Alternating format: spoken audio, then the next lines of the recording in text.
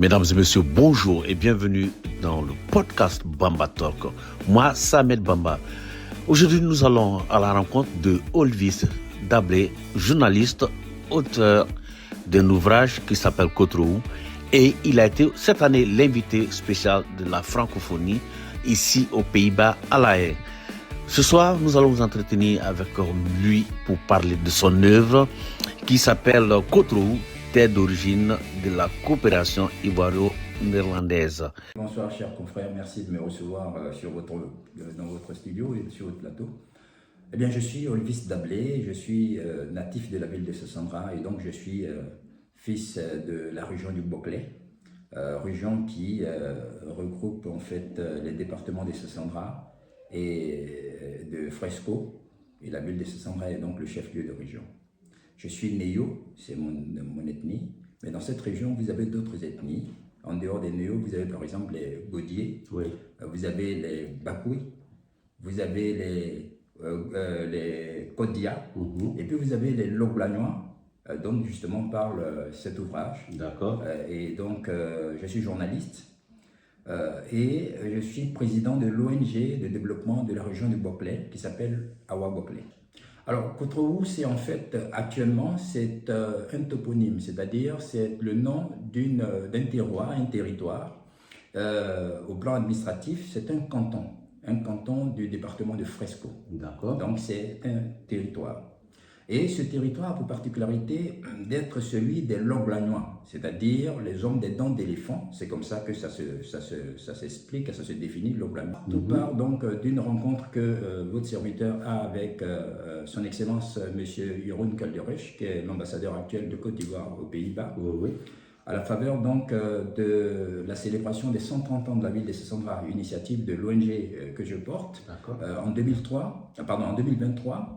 Nous écrivons à l'ambassade des Pays-Bas pour leur dire que, écoutez, nous célébrons les 130 ans de Sassandra, qui est le chef-lieu de la ville, de la région du Boclé. Et Sassandra, tout comme Fresco, a une histoire avec vous et votre pays, et vous aussi, vous avez une histoire avec nous.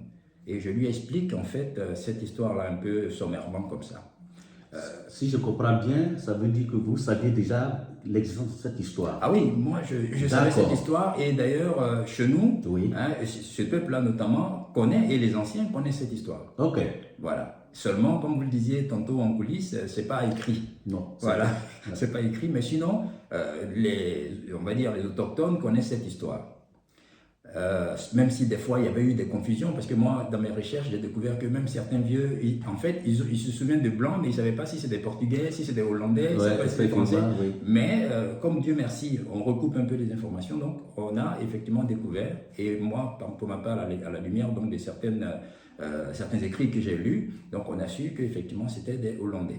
Alors donc j'ai expliqué cette histoire à l'ambassadeur et qui prenait fonction il y avait à peine 9 mois.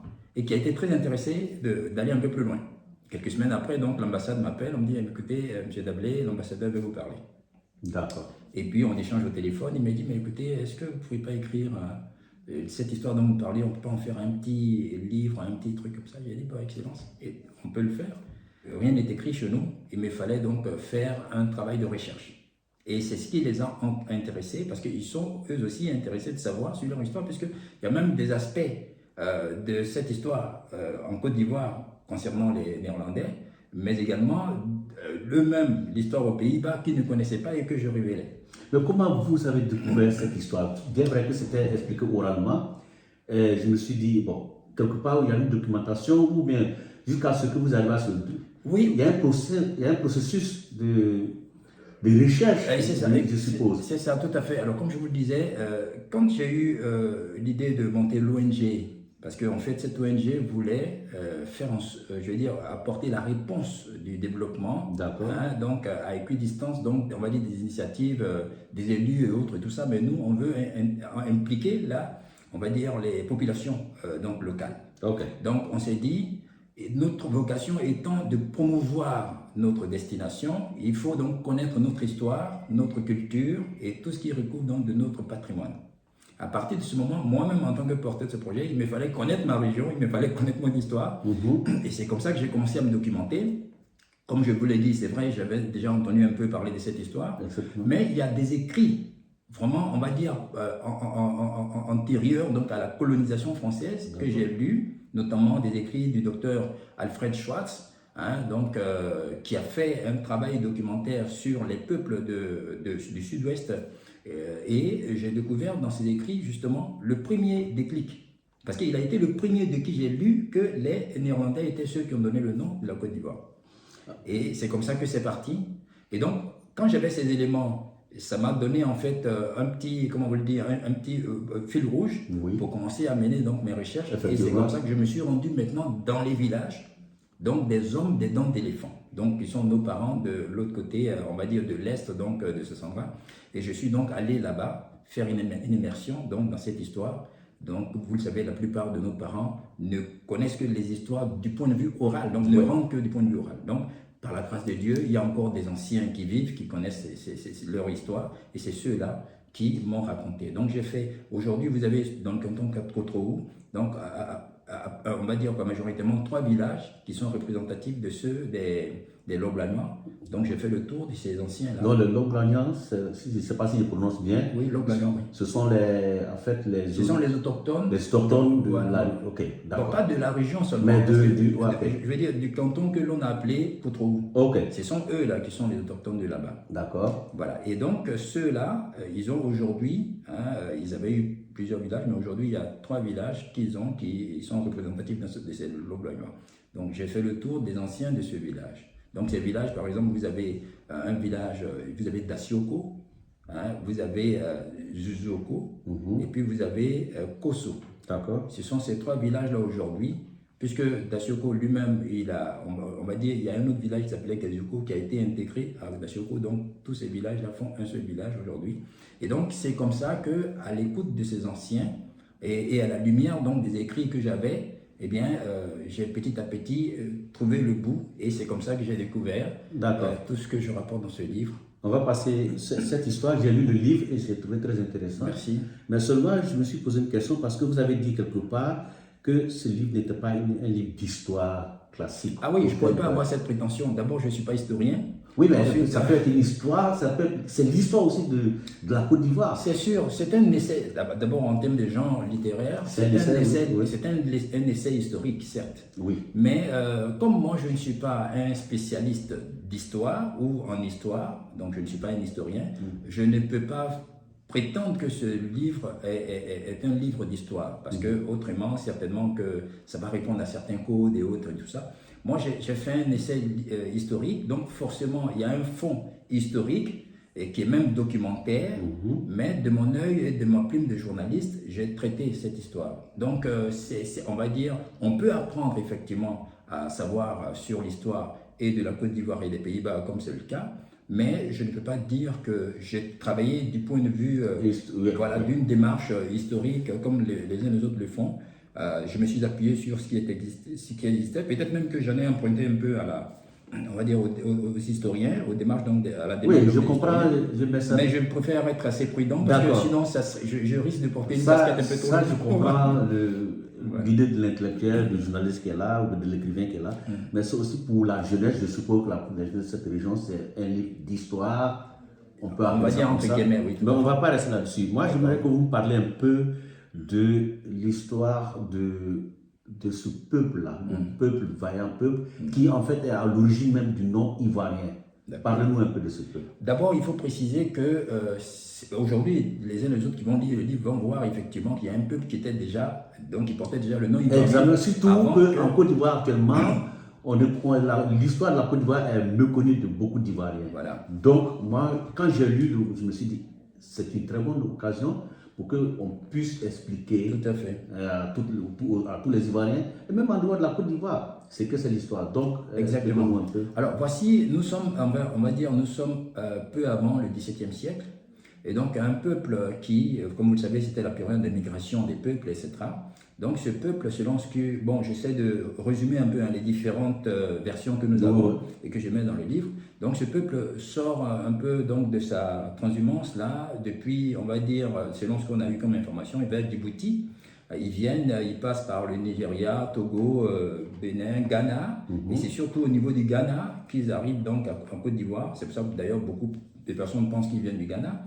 Donc ils sont venus en Côte d'Ivoire et ils se sont retrouvés un peu, on m'a dit, donc vers Agboville, où ils se sont un petit peu installés. Quelques temps après, ils se sont déplacés. Bon, bref, ils ont circulé petit à petit jusqu'à ce qu'ils arrivent donc du côté, comme je vous l'ai dit, sur l'île de Fresco. D'accord. Alors l'île de Fresco, c'est au sud-ouest de, comme on l'a dit, hein, de la Côte d'Ivoire, pas loin de Sosandra, c'est donc dans la même région. Et sur cette île-là, eh bien, ils vont s'installer. Ils vont rester là jusqu'à ce que vienne un moment où survient une famine, la famine. Mais c'est un peuple quand même assez battant qui se débrouillait jusqu'à ce qu'ils aient été envahis par un autre peuple qui est l'actuel peuple autochtone de Fresco. Okay. Alors, on va dire un peu envahi par ce peuple-là, le peu qu'ils avaient à partager, bon, ça devenait un peu problématique. Et puis, c'est un jour qu'un jeune chasseur, il semble qu'il y en avait deux ou trois dans le village, mais le principal, là, il est allé à la chasse et il est tombé sur un éléphant. D'accord. Alors, il tire sur l'éléphant. Malheureusement, l'éléphant ne meurt pas. Au contraire, l'éléphant se sauve dans la forêt. Okay. Et suivant les traces de sang, il va donc à la recherche de cet éléphant jusqu'à ce qu'il arrive lui aussi au bord d'une eau. Après avoir traversé, vous voyez, quand vous allez à Fresco, il y a les falaises et tout ça. L'éléphant est passé par là, lui il a suivi. Donc jusqu'aux alentours de 17h, 18h par là au crépuscule. Donc il a vu qu'il y avait de l'eau et un peu plus loin il y a une île. Bon, il a compris que l'éléphant avait dû traverser. D'accord. Alors il s'est fait un radeau et il a traversé. Et il n'avait pas tort parce que dès qu'il est arrivé sur l'île, il a aperçu l'éléphant qui était affaissé et qui était donc mort comme ça, accroupi. Ok. Alors, comme il venait du village et que, évidemment, pour montrer quand même l'acte héroïque, en même temps faire la preuve qu'il a fait, donc, il lui a coupé la queue et avec cette queue-là, il est parti au village pour rendre compte aux anciens. Oui, avec ses amis, lui aussi, ses promotionnels, il leur a dit. Et il n'a pas manqué de dire aux anciens que l'endroit qu'il a trouvé où il a abattu l'éléphant, où l'éléphant est mort, est un endroit qui est propice à une vie pacifique, à une existence bien, surtout qu'ils ont sur leur dos le nouveau peuple qui est venu là, qui les a envahis, et puis bon, il s'agit d'un éléphant. Donc s'ils veulent aller partager l'éléphant, ça risque d'être compliqué avec les autres, surtout qu'il y a eu un premier, par rapport à ce qu'on nous a dit, il y a eu un premier éléphant qui avait été abattu par quelqu'un, et les gens avaient fini. C'est comme ça qu'ils se sont conduits, et notamment aux alentours de 1h, 2h du matin, tous ces gars-là sont partis. Ok, d'accord. Ça, l'histoire est tellement intéressante. Oui, elle est très intéressante. C'est très intéressant de savoir ça. C'est à partir de quel moment le nom ivoirien, on peut dire que le nom ivoirien a été officiellement adopté? Disons qu'il n'y a pas eu de lien systématique. Okay. Et jusqu'à aujourd'hui, nous n'avons pas encore trouvé de documents archivistiques qui nous montrent qu'effectivement un gouvernement en Côte d'Ivoire est venu s'inspirer du nom des Loglagnons. Oui, mais c'est de là que je voulais continuer parce que jusqu'à présent. C'est ça. On ne nous a pas encore montré un document. Bon, d'aucuns nous ont dit que oui, il y a certains anciens qui avaient travaillé avec le président Houphouët-Boigny et qui certainement auraient pu inspirer. Mais nous n'avons pas trouvé de matière scientifique pour prouver ça. Ce que nous savons, du point de vue sociologique et du point de vue culturel, ce qui existe, c'est qu'il y a un peuple. Ce peuple-là, comme je vous l'ai dit, qui part de cette île de Fresco dont je vous parle à la faveur donc, de cet abattage de l'éléphant. Ils arrivent sur une deuxième île, donc cette île où est mort l'éléphant, et ils découvrent que cette île-là, en réalité, foisonne d'ossements, d'ivoire, et c'est comme ça qu'ils ont découvert que c'était un ancien cimetière d'éléphants. C'est là. Et cette île-là, elle existe encore, c'est elle qui fait la une enfin je vais dire, qui est sur la couverture du livre. D'accord. Qui est aujourd'hui, qui a été, c'est-à-dire ils sont venus, ils ont habité cette île. C'est plus tard qu'ils sont partis sur le bord de enfin je vais dire sur le littoral marin là. Mais cette île existe et c'est le village de Kosso. Et ce village-là, qui s'est déplacé aujourd'hui, a encore cet espace-là, cette île-là comme patrimoine. Et c'est là que le premier contact se fait avec les Néerlandais qui, à l'époque, exploraient les mers et tout ça, en quête donc des épices. C'est comme ça que ça s'est passé. Et donc, c'est une histoire qui est assez intéressante, mais assez chouette. Donc, alors, eux, dès lors qu'ils ont abattu l'éléphant et qu'ils étaient maintenant là, au fil du temps, c'est comme ça que notamment les Néo, donc on va dire, leurs compatriotes néo, donc de la région et tous les autres, ont commencé à les appeler les Loglagnons, les hommes des dents d'éléphant. D'accord. Et je vous parle d'une histoire qui date depuis peut-être le 15e, 16e siècle. Exactement, parce que quand on parle du contact avec les Portugais, les Hollandais, ça date de longtemps. Oui, ça date de longtemps. Mais la question que je pose, pourquoi est-ce qu'on a tendance à croire? Parce que quand on parle de la création de la Côte d'Ivoire, on ne reçoit que la date de 1893 où les Français sont venus. Mais pourquoi cette partie de l'histoire avec les Portugais et puis les Hollandais reste méconnue, même si vous ne pouvez pas répondre directement? Non, on peut répondre parce que en fait, nous répondons sur la base de ce que nous savons, c'est-à-dire de ce qui existe, donc ce qui est matériellement prouvé scientifiquement. Ouais. Il y a des dates antérieures, en réalité, à la colonisation française. Mais je veux comprendre avec vous que les Français étant venus, ils ne peuvent compter qu'avec leur histoire. Donc c'est normal que tout commence à partir de la colonisation française. Oui, mais ils sont venus quand même, ils ont remplacé Oui, avant même que les Français ne viennent en Côte d'Ivoire, oui. Il y a eu, en termes de passage, c'est-à-dire que des Occidentaux, là, vous avez d'abord les Portugais. Oui, c'est les Portugais qui ont été les premiers au XVe siècle à venir, mais les Portugais ne se sont pas installés en Côte d'Ivoire. Non. Les Portugais, ils sont venus, même s'il y en a d'autres même qui ont même abattu quelques éléphants sur la même côte, là, mais les Portugais sont plutôt allés du côté du Ghana. Mais marchant dans les sillons on va dire naviguant dans les sillons donc des Portugais, les Néerlandais, qui par le passé étaient une grande consommation, on va dire le pays était la grande cliente donc des Portugais en malaguettes, c'est-à-dire en épices, et du fait d'une crise interne donc aux Pays-Bas, ils ont décidé eux maintenant, parce que les Portugais ont décidé de leur fermer le port de Lisbonne, ils ne pouvaient plus avoir accès aux épices, et c'est comme ça qu'eux aussi ils ont dit, bon si c'est comme ça, nous-mêmes on va aller se prendre en charge. Et c'est comme ça qu'ils ont commencé à explorer les mers, mais en partant normalement aux Indes où les gens prenaient les épices. Mais c'est un concours des circonstances qui a fait que les Portugais ont découvert une épice naturelle sur la côte de Sierra Leone, donc en Sierra Leone, Libéria. Et quand les Hollandais sont venus, c'est là qu'ils les ont trouvés. Maintenant, c'est en explorant ces épices-là qui sont là, qu'un peu plus à l'ouest, un peu plus à l'est, les Hollandais ont découvert qu'il y avait tout un champ, toute une floraison d'éléphants. D'accord. C'est comme ça que ça s'est passé. Donc, c'est comme ça que eux, les Hollandais, on était maintenant alors, nos documents nous montrent que la première fois que l'on a utilisé ce nom qui faisait référence à la côte d'Ivoire, là, c'était en 1602. D'accord. Donc, vous voyez, on était au XVIIe siècle. Oui. Au début même des XVIIe. Oui. Et ça, c'est un Néerlandais, donc Peter de Mares, qui a donné ce nom. Un premier explorateur.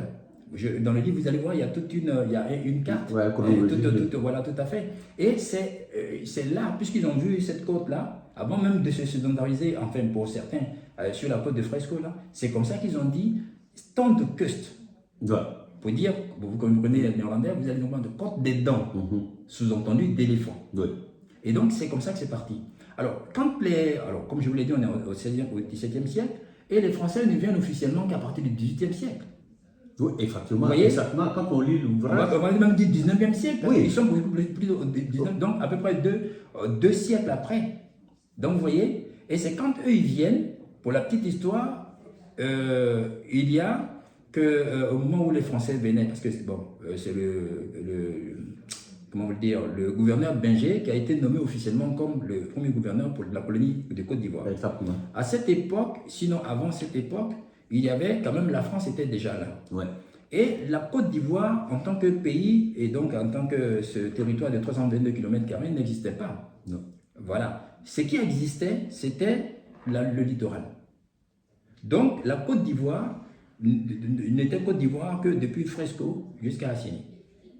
Vous voyez, du temps où les Français... D'accord, c'était de Tabou jusqu'à Assini.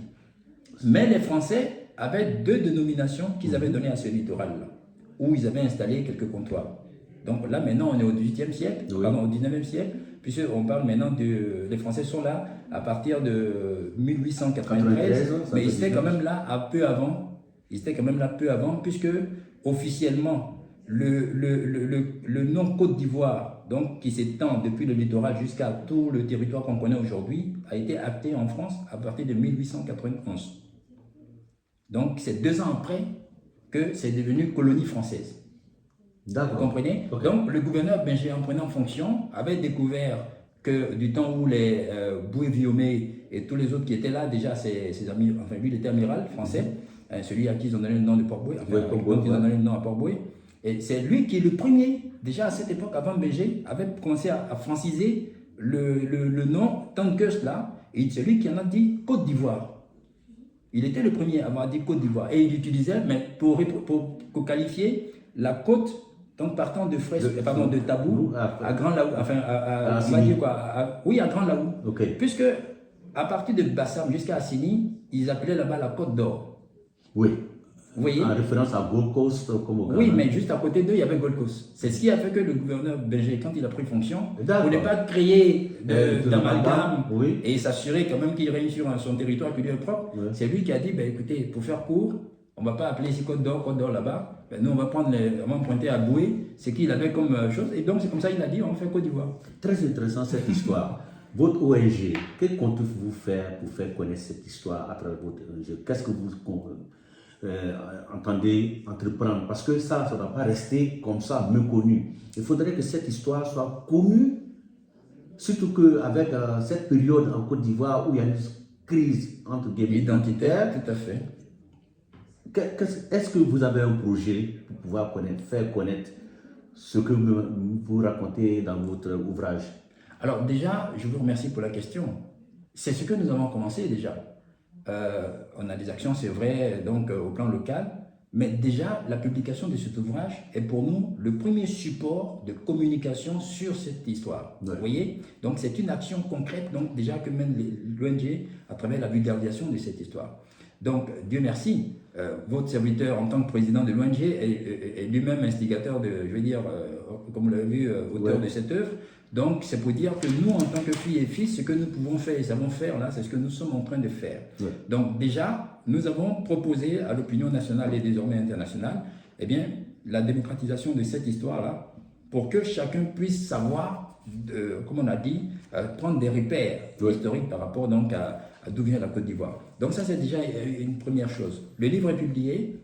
Dès lors que le livre est publié, on commence maintenant à passer le message. Et c'est pourquoi je me retrouve ici avec vous, aux Pays-Bas. Oui. Alors, si je viens ici aux Pays-Bas, c'est d'ailleurs pour d'abord dire merci à nos partenaires, on va dire bilatéraux, donc les Néerlandais, qui nous ont fait confiance, c'est-à-dire nous, ONG, mais au titre de la Côte d'Ivoire, pour déjà essayer de mettre en lumière cette histoire, comme on l'a dit, et que vous l'avez dit, méconnue. Quels sont vos projets dans la Alors déjà, je suis ici à la faveur donc, de la semaine de la francophonie 2026. Oui. J'ai été invité, je profite de l'occasion par votre canal pour remercier son Excellence. Comment ça s'est passé cette journée de la francophonie? Elle s'est très bien passée. Moi, j'étais très content de voir tout l'intérêt que les Néerlandais et tous les autres membres de la francophonie accordaient à notre stand, le stand de la Côte d'Ivoire, et à cet ouvrage. Et des retours que nous avons, en tout cas, c'était assez intéressant.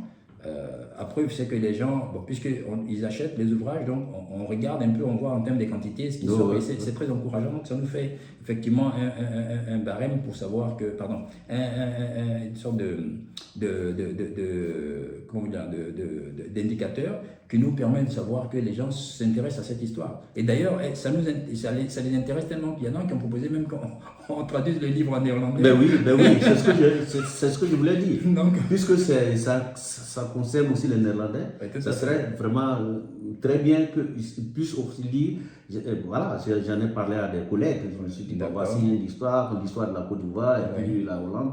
Donc, ça sera aussi très, très intéressant de partager. Donc, c'est encore là, donc, une perspective. Oui. Et puis, je suis là aussi dans le cadre donc, du renforcement donc, de ma documentation. Okay. Il y a des institutions, par exemple, que je dois rencontrer. Le livre fait par exemple, le livre vous fait un clin d'œil sur la petite histoire donc, autour de l'esclavage également, à laquelle auquel a pris part donc, les Néerlandais.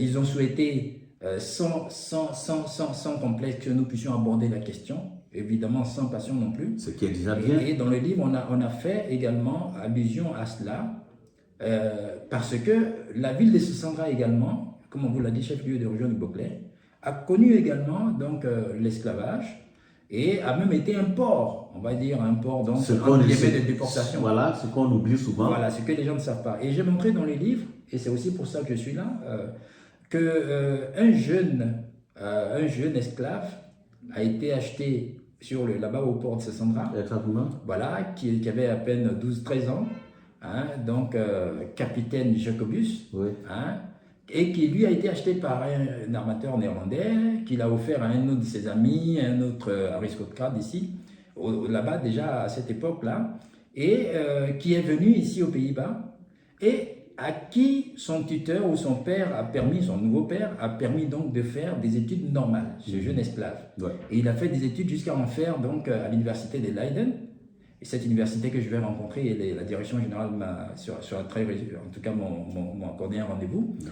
Et donc pour aller justement pour faire un peu, on va étayer un peu la documentation, l'information qu'on a sur ce passage-là, mais en même temps enrichir tout ce que moi je sais sur l'esclavage et tout ça qui est passé là-bas. Donc c'est aussi un voyage d'études. Ouais. Et en termes de perspectives, eh bien évidemment nous sommes en train de chercher, comme vous l'avez dit là, à voir comment mettre en lumière par le biais donc d'écrits tout ce qui peut permettre aux uns aux autres, en tout cas de la Côte d'Ivoire, d'avoir par le canal donc des Pays-Bas justement une plus grande lisibilité sur l'histoire de la Côte d'Ivoire. Et donc c'est un peu ça notre ambition. D'accord, nous sommes arrivés à la fin de cette interview. Quel est votre dernier mot? Alors mon dernier mot, d'abord je voudrais remercier son Excellence M. Diarra Souba, ouais. Un ambassadeur de Côte d'Ivoire ici aux Pays-Bas. C'est sous son leadership que j'ai été invité dans le cadre donc de la semaine de la francophonie. Ouais. Avec lui, je voudrais remercier le gouvernement néerlandais qui nous a fait confiance par le truchement donc de son Excellence M. Jeroen Calderuch, l'ambassadeur de Côte d'Ivoire, des Pays-Bas en Côte d'Ivoire, oui. Qui ont été, on va dire, les instigateurs de cette œuvre. Mais non seulement ils ont impulsé en motivant pour donner l'idée, mais ils ont financé la publication de cette œuvre, ce qui est une marque de confiance ouais. et d'investissement qui mérite que nous les saluions. Nous voulons donc leur dire merci. Et d'ailleurs, le gouvernement néerlandais est tellement, très intéressé par ce projet et la suite possible qu'au niveau du ministère néerlandais des Affaires étrangères, j'ai eu une séance de travail et on en aura encore pour dégager des perspectives. Mesdames et messieurs, bonjour, soyez les bienvenus. Moi, c'est Ahmed Bamba et vous venez d'écouter monsieur Olvis Dablé, journaliste, écrivain qui a écrit un très bon ouvrage et je vous conseille déjà, surtout qu'en tant qu'Ivoirien, je vous conseille d'acheter cet ouvrage et de le lire parce que vous allez apprendre beaucoup de choses sur votre propre culture, votre propre histoire.